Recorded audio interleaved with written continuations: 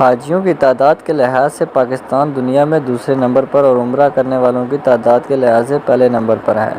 جبکہ دنیا بھر میں ایمانداری کے انڈیکس کے مطابق پاکستان کا 160 نمبر ہے۔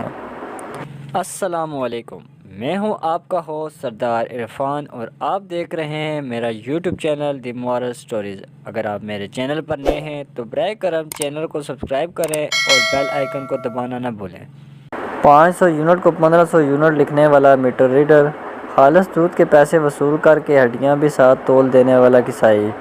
خالص دودھ کا نعرہ لگا کر پانی پاؤڈر کی ملاوٹ کرنے والا دودھ فروش، بے گناہ کے ایف آئی آر میں 2 مزید ہیروئن کی پڑیاں لکھنے والا انصاف پسند ایس ایچ او، گھر بیٹھ کر حاضری لگوا کر حکومت سے تنخواہ لینے والا مستقبل کی نسل کا معمار استاد، کم ناپ تول کر کے دوسروں کا حق کم کر کے پورا پیسہ لینے والا دکاندار،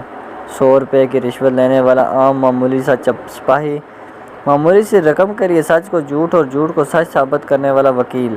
10 روپے کے سودے میں 1 روپیہ غائب کر دینے والا بچہ، آفیسر کے لیے رشوت لے جانے والا معمولی سا چپڑاسی، کھیل کے بین الاقوامی مقابلوں میں میچ فکسنگ کر کے ملک کا نام بدنام کرنے والا کھلاڑی، ساری رات فلمیں دیکھ کر فجر کو اللہ اکبر سنتے ہی سونے والا نوجوان، کروڑوں کی بجٹ میں غبن کر کے 10 لاکھ کی سڑک بنانے والا ایم پی اے اور ایم این اے، لاکھوں غبن کر کے 10,000 کا ہینڈ پمپ لگانے والا جابر ٹھیکیدار، ہزاروں کا غبن کر کے چند سو میں ایک نالی پکی کرنے والا ضمیر فروش ممبر صاحب، غلہ اگانے کے لیے بھاری بھرکم سود پر قرض دینے والا ظالم چودھری، زمین کے حساب و کتاب و پیمائش میں کمی پیشی کر کے اپنے بیٹے کو حرام مال کا مالک بنانے والا پٹواری اور ریونیو آفیسر،